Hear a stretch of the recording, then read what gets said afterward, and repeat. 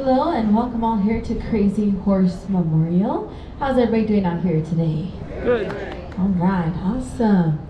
We are going to be sharing a little bit about our indigenous culture, a little bit of the history, sharing with you a little bit about the hoop dance, as every Native American dance style does have a special meaning, does have a history and a purpose, so it's important that we share that with you all here. We do have two hoop dance performances for you. One is going to be done by my sister. Her name is Maya Takes for Bonnet. She is 21 years old, grew up on the Pine Ridge Reservation, so she is representing the Oglala Lakota people. She'll be dancing with about 8 hoops for us here today. She's been hoop dancing for about 3 years. Back there getting ready. Can you guys say hi, Maya? Hi. All right. And then I'll go ahead and do the other hoop dance for you. I have been hoop dancing my entire life.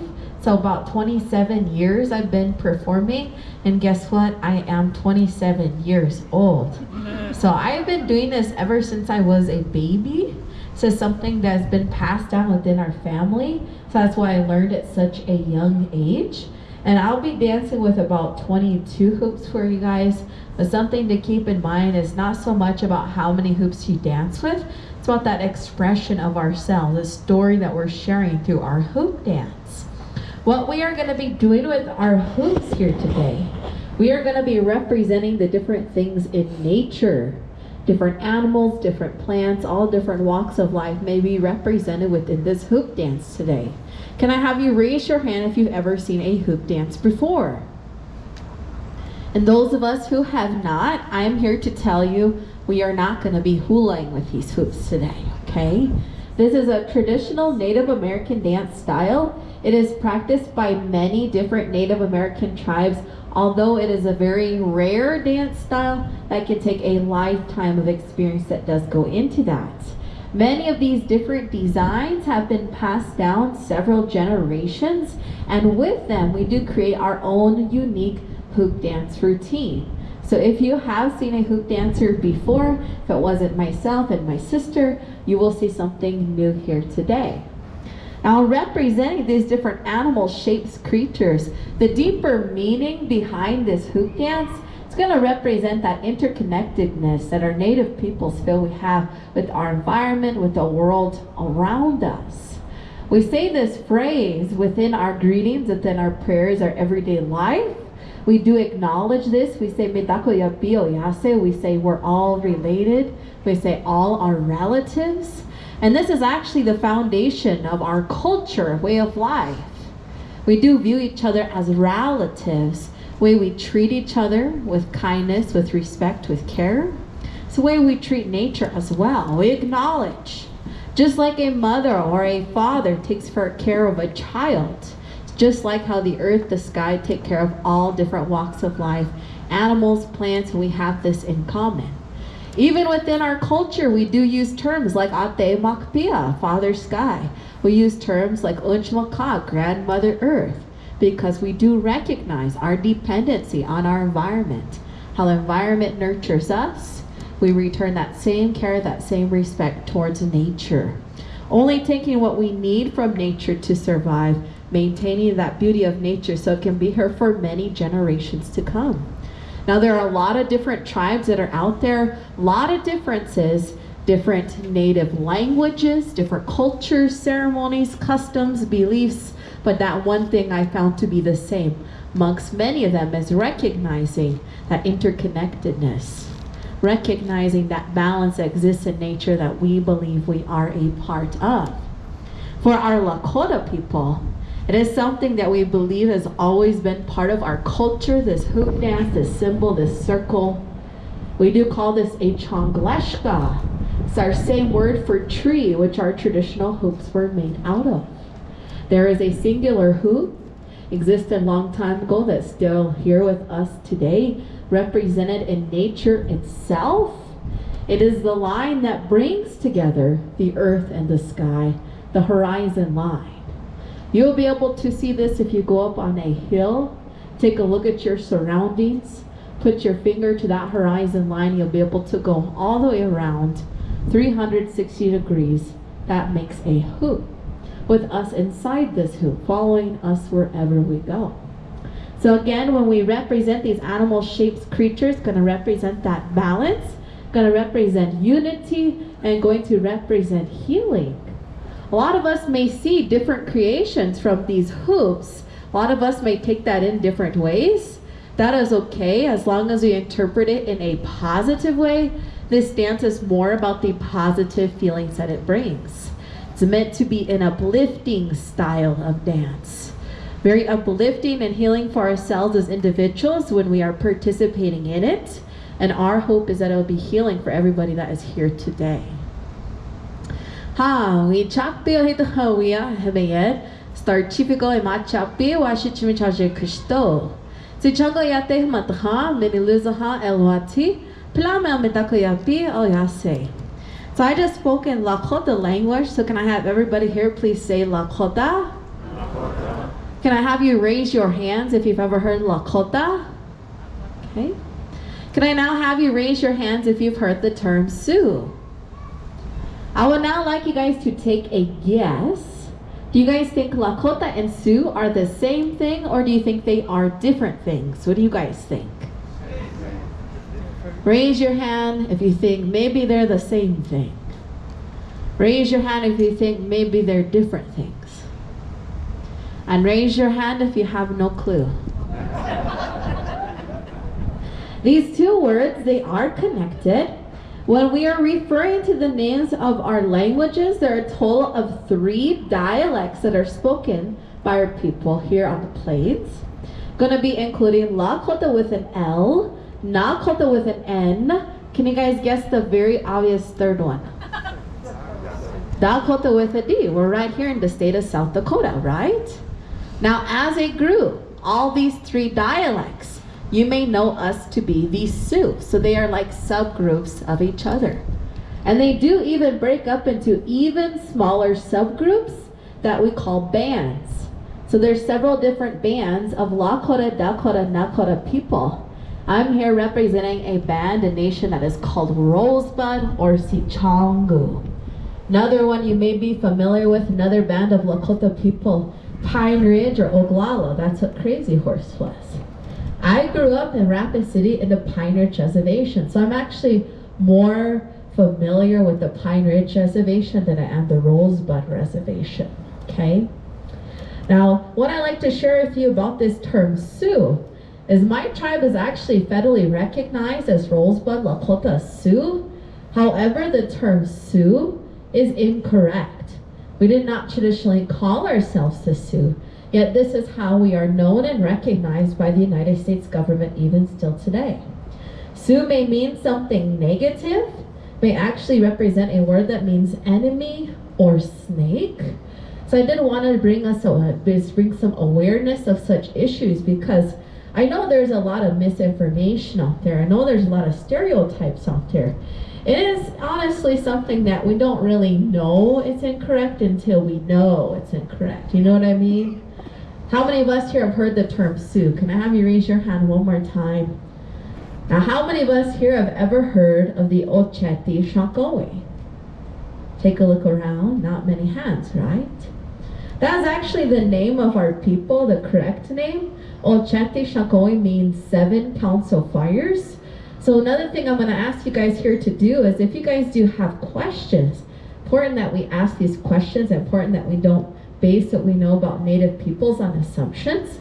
Towards the end of this show, there will be opportunity to take questions about the culture, about the history, about the dances, and the information we share with you. We love to be a resource for you.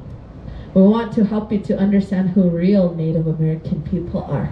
Not what you see in the Hollywood movies, right? We believe a lot of this misinformation may come from someone else telling our own story, but our culture, our history, even our image being portrayed incorrectly. So we'll be sharing our own side of the story here today, speaking on behalf of the truth. So can I have everybody here please repeat after me? Ocheti Shakawe. And again, this means 7 council fires representing all of the Lakota, Dakota, Nakota people. I do encourage you guys to remember the term Lakota It's easy to say, easy to remember. Sounds like South Dakota with an L. And whereas Sioux may mean enemy or snake, Lakota is going to be very specific on the dialect, the language my people speak. And Lakota, Dakota, Nakota are variations of the same word that means the friendly ones. I would much rather be known as a friendly one than enemy or snake, okay? Now what I said in my greeting to you all is that my Lakota name is Brave Star Woman. Traditionally, my people did not have last names. Traditionally, our Lakota names would actually change throughout our lives. That would represent who we are as an individual in that time. Maybe we're very shy as a child. Well, we may be named Shy Girl, Shy Boy, but as we grow older, we may receive a new Lakota name.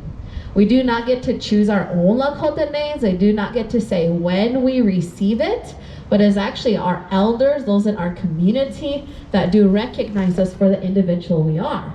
So it's not a very good thing if the people know you as being lazy man or lazy woman, right? The same thing could be said that other way around. But if you're given a strong name, like Crazy Horse, how he received that name when he became Brave Warrior, he received that name when he was an adult, that's something to be proud of, that the people, they gave you that name as an honor. I was given the name Brave Star Woman when I went through my Shnati, my womanhood ceremony, when I was 14 years old. I believe the reason why I was given this name, not necessarily because I'm fearless, because I am not. I have a lot of fears, I acknowledge that. I'm afraid of heights, I'm afraid of dark, murky waters. I'm afraid of creepy, crawly things, spiders, snakes, all that.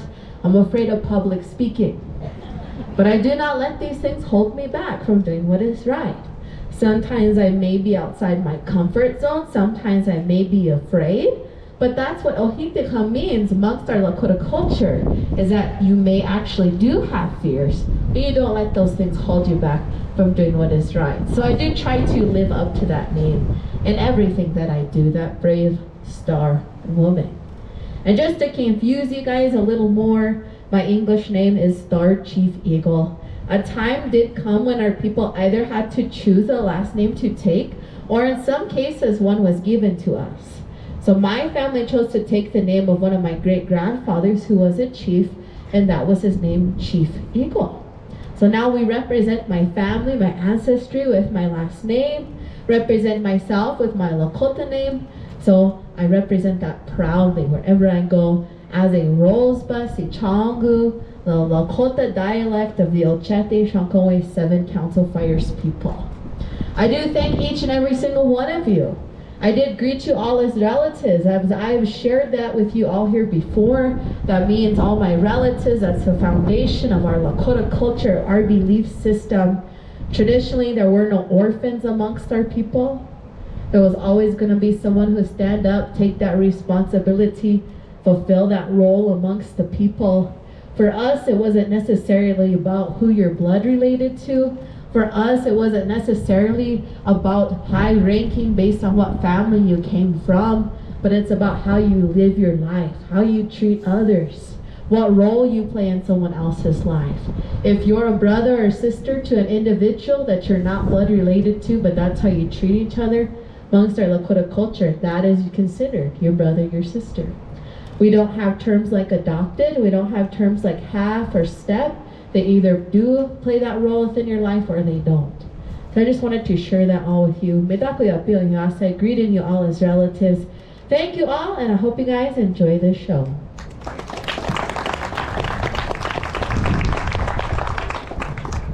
At this time, I'd like to go ahead and welcome up very special guest that we have with us here today, ladies and gentlemen. This is going to be my sister. Her name is Maya Takes for Bonnet. She is 21 years old. Again, she did grow up on a pioneer reservation, so she is representing the Oglala Lakota of the Ochete Shankowe.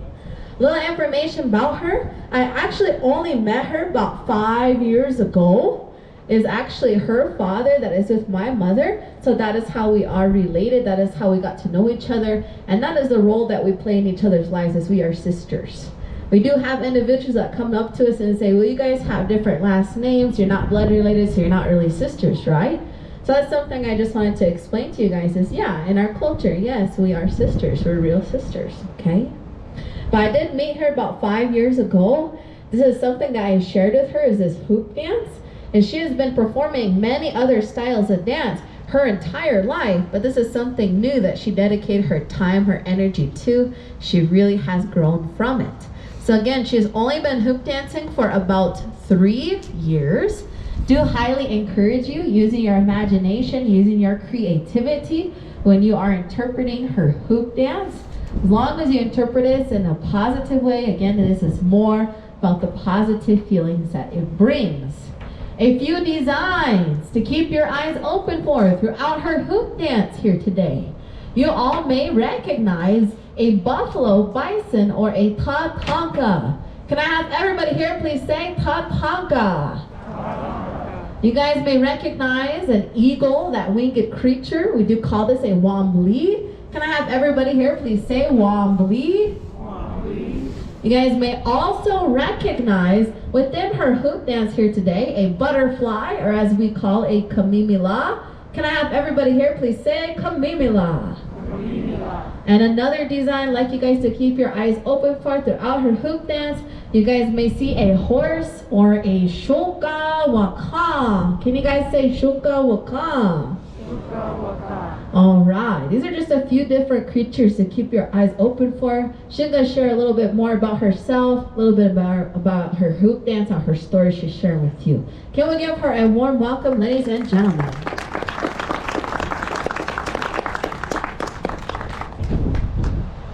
Batakiapi, Chante Washte Nape Chusapi, Lakote Ia Kumatonewi Imajapi, Nawasichu Ia Maya Wakpaha Ichu Ichiapi.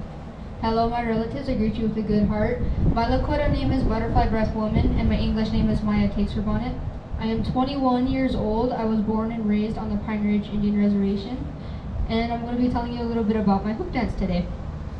One thing you're going to notice are my colors. The white would actually represent everyone in the world because I choose to dance for those who cannot and those who choose not to. The black represents myself because I am also dancing for myself. The red represents a movement called Missing Murdered Indigenous Women, or MMIW. If you guys see women with a red handprint on their face, that's what that represents. And I'm representing it today because I actually did lose a friend through that way, so this is my way of honoring her and her daughter. The blue represents my father because he passed away and he was a big part of my life. And blue happened to be his favorite color, so that's why I chose to use the blue to honor my father. One thing you're going to notice about my hoop dance is my footwork. That is going to be some footwork that I incorporated into my hoop dance from my other style of dance, which is fancy shawl. I am a competitive fancy shawl dancer. I've been doing that my entire life. I just started hoop dancing 3 years ago, so I decided to incorporate a little bit of my fancy shawl movements into my dance. Another thing you will notice is my last design I will be making is a war bonnet, and the reason why is because my last name is Takes War Bonnet, and that's my way of honoring and respecting my family. So I really hope you guys enjoyed my performance. Thank you.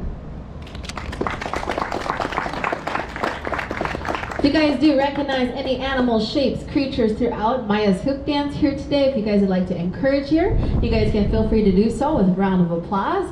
I'd also like to point out, always a good thing to ask, make sure photos, videos are okay. Sometimes it's not allowed. For us, you may do that. We only have one requirement, and that is that you make sure we look good in them.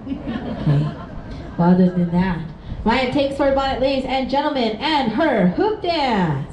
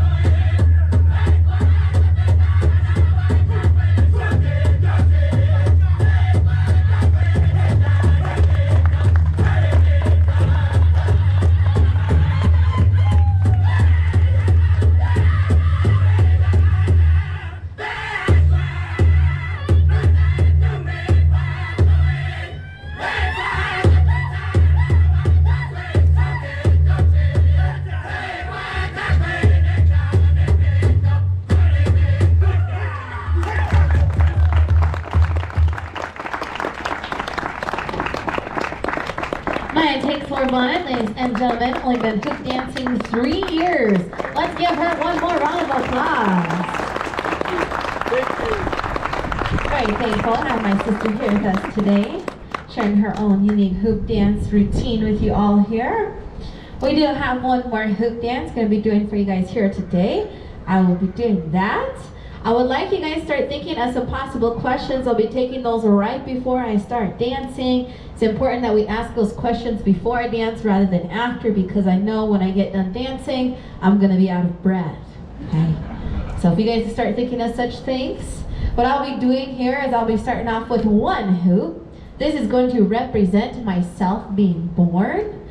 The animal shapes and creatures are going to represent the different stages of my life. My last final design is going to represent the person I am becoming and my goals for my future. Also going to be representing finding my purpose, as I do feel I'm doing what I love, I'm doing my passion, be able to invest myself in that, sharing that with those around me. I did not intend on this becoming a career for me. This has always been a constant positive thing that I've had throughout my life. Something I always went back to, something that's always been important for me.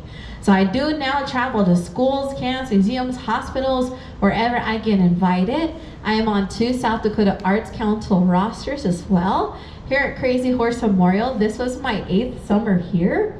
And I did also become the first college graduate in my mother's side of my family in Lakota Studies and American Indian Studies. Thank you all. But I'm very thankful to have these kinds of opportunities, especially have the opportunity to hoop dance. Not all stemming from my father, who was the first who hoop danced within my own family. Gonna be honoring him with a design that he actually created, that he brought down to the World Hoop Dance Competition, and he won first place with. It is going to look like a tail or a bridge or a ladder. I still do hear individuals till this day that recognize that move. It's coming from my family. It's being created by my father. He was 13 years old when he saw a hoop dancer at Seven Falls in Colorado Springs.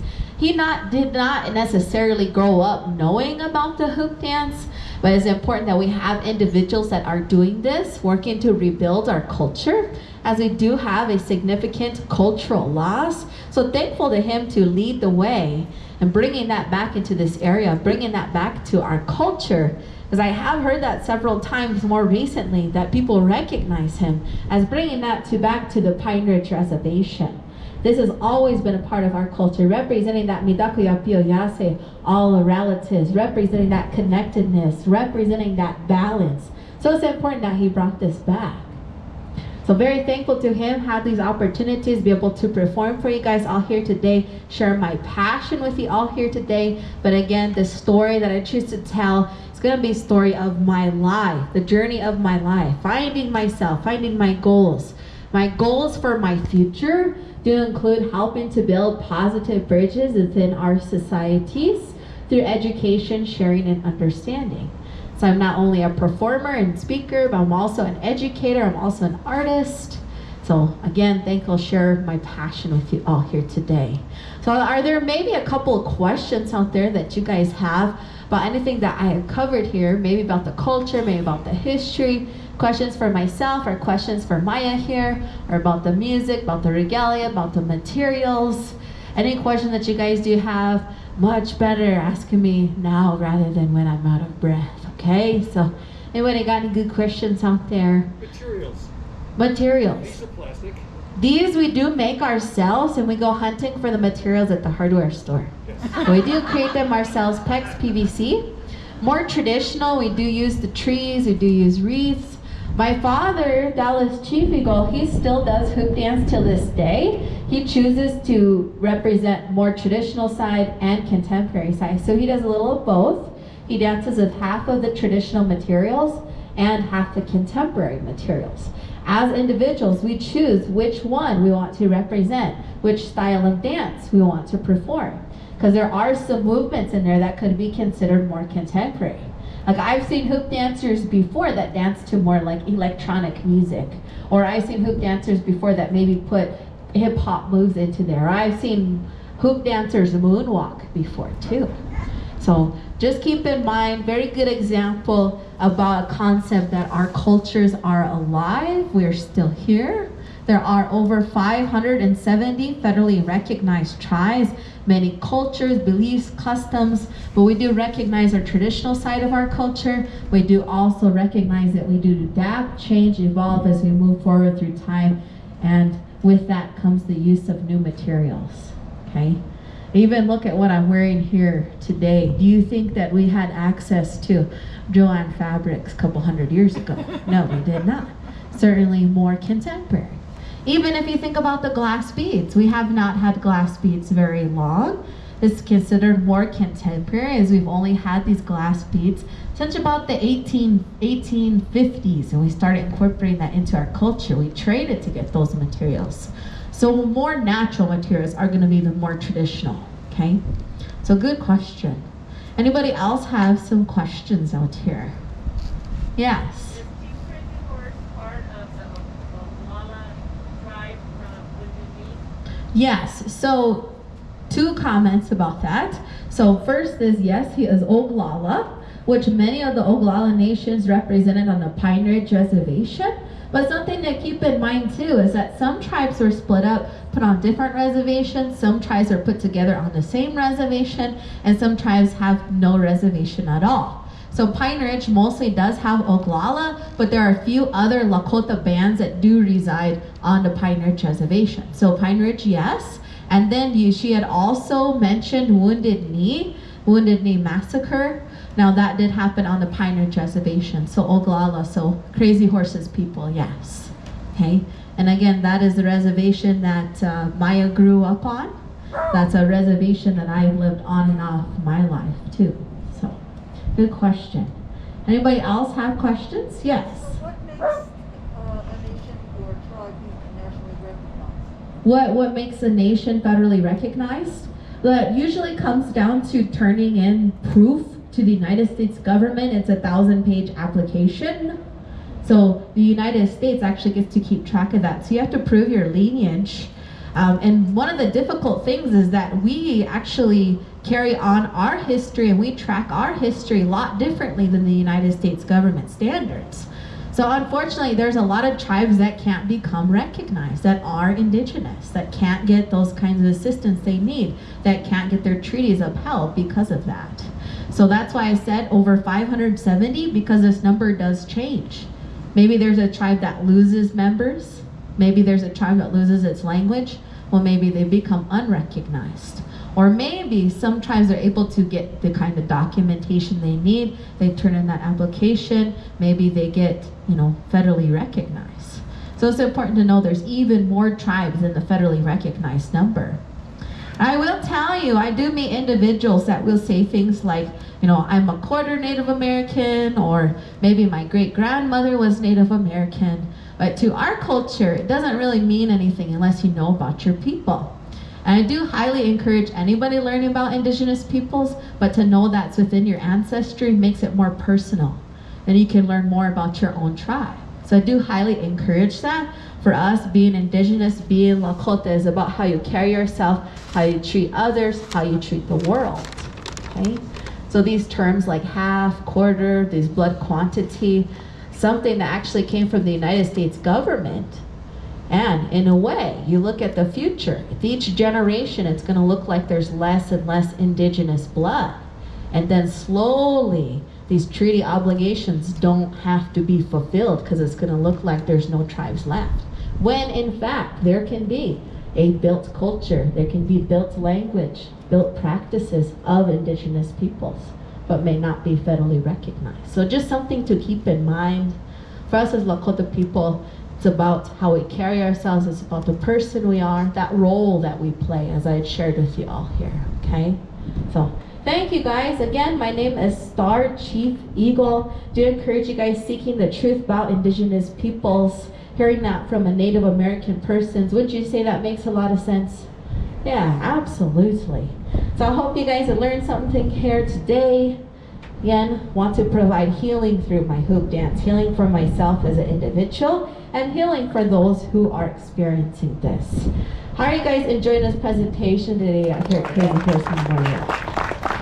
All right, Kulamaya, thank you. I'd like to give a shout out to the music that we have playing here. We did have some music by a drum group that was called Northern Cree, C-R-E-E. And then the music I'll be dancing to is by a drum group that is called Black Bear.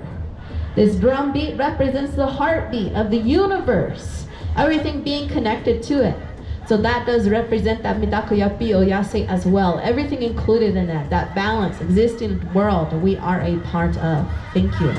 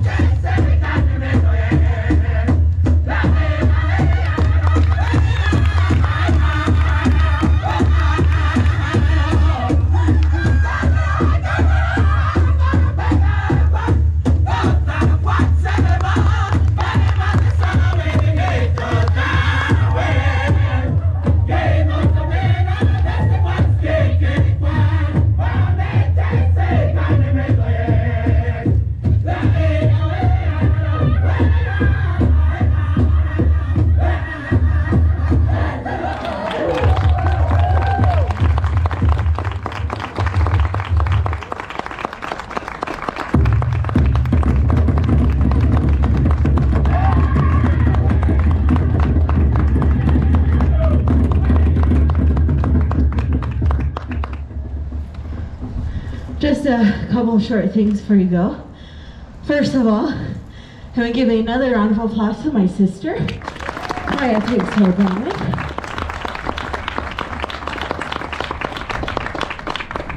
I'd also like to invite you all to come on over. We'd love to meet you. If you'd like to take pictures, be more than happy to do that. If you have questions, hopefully they're just yes or no ones. We did bring our jewelry here that we hand make out of buffalo horn, buffalo bone, glass beads, shell beads, stone beads. That does go to helping us with our expenses, so do appreciate it. But other than that, thank you all for coming to Crazy Horse Memorial. Have a great rest of your day. Thank you.